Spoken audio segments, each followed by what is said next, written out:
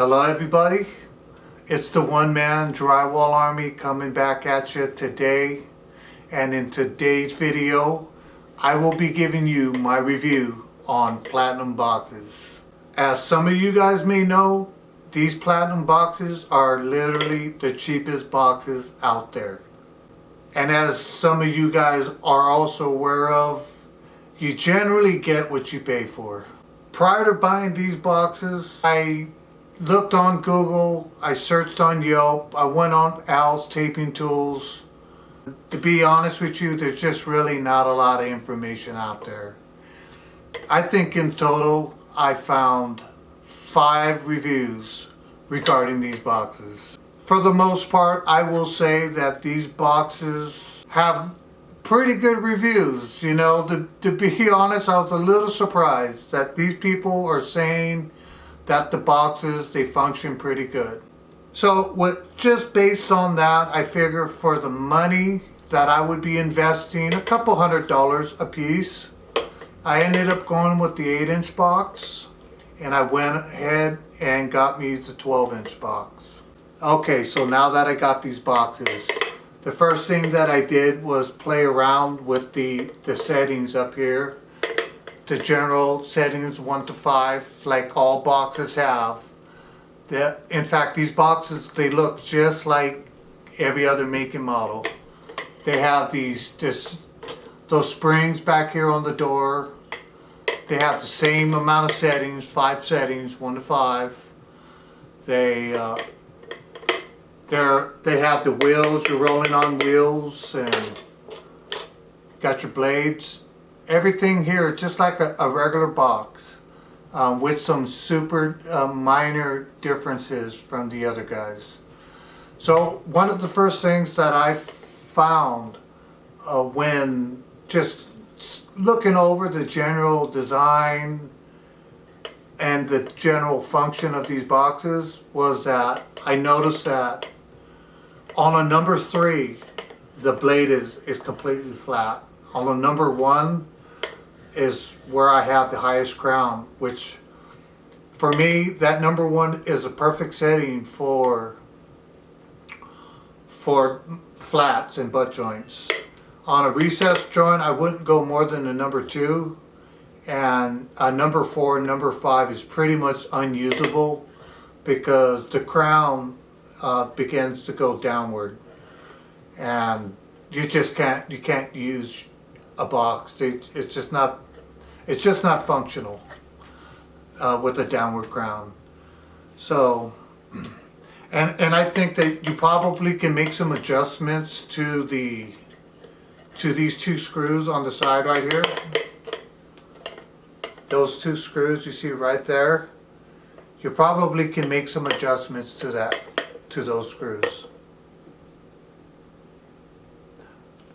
But I decided not to mess with it because I really don't know these boxes, and I didn't want to ruin them before I actually threw some mud in them and slapped it on the wall just to see how well these things perform. Another thing that I noticed about these boxes was that they were a little stiff, and I hadn't even got any mud in these things yet. They were very stiff in the sense of this door compressing in and out. And so what I noticed was that the springs back here, the 2 springs that you see with every other box, it appeared that they were really tight. And so what I did was I went ahead and took one of the springs off to alleviate fighting against the spring back effect. So that really there was a really good noticeable difference in the spring back effect by just taking off 1 spring. Another thing that I ended up doing was spraying a little bit of WD-40 over here in the gasket. On the 8-inch, that seemed to really loosen up the gasket quite a bit, to the point where I was feeling like, okay, I think this box here may be ready for some mud. However, on the 12-inch, on this 12-inch box right here, I went ahead and took off one of the springs, as you can see. And I'll be honest with you, I think it's a little stiff still. I may have to operate this box on no spring back, no springs. So I used it, and it was very hard to push in, especially at the very beginning. And that's just because of the way that these boxes are curved in right here. At the top end of the 12-inch box, it seems like the gasket has a little bit of a sticking point, and that probably will resolve itself over a period of time of just using the boxes.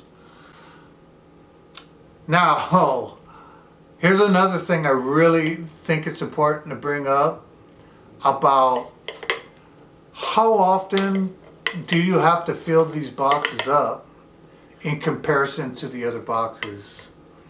Okay, and I won't even make a comparison with any of the Fat Boy boxes that are out there, because this class of box is not in the Fat Boy range. So you're not going to get the same mileage in as far as coating seams as you would with a Fat Boy. So, but in comparison to all the other brands, Tape Tech, Columbia, this is what I found. And I'm not saying it's a bad thing, but it may just be a reflection of the price. And this is what I found, was that you're probably going to get about 20 feet on a recess edge on number 1, and which is going to put out the most mud. If you have this thing set on a number 3, which is going to be the least amount of mud, you're definitely going to get more wall coverage. You're going to cover more seams on a number 3. So it's just my observation and opinion that it seems like you got to fill these boxes up just a little sooner than you would some of these other boxes out there. And I'm not saying that that's a bad thing.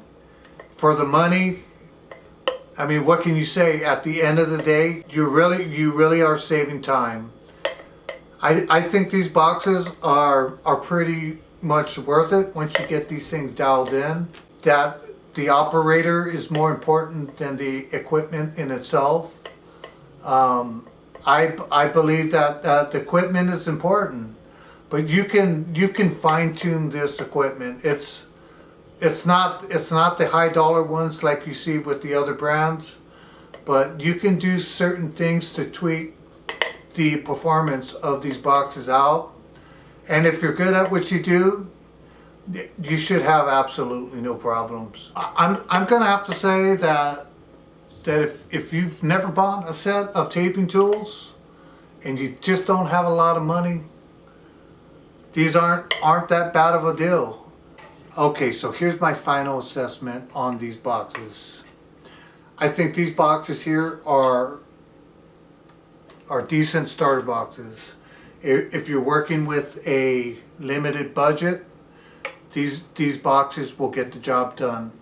I think these boxes will help you do more production, but you really do got to fine tune these things in order to get them where you want. At the end of the day, I think these boxes are okay. There are way better boxes out there that you have to do absolutely nothing to. But like I say, for the dollar amount, what more can you say? I hope that you guys found this video informative. I hope you guys are staying safe out there during this time in this world where things are really hectic. If you guys are on lockdown, by all means, please stay home. Stay safe, be blessed, and I'll see you guys on the next one.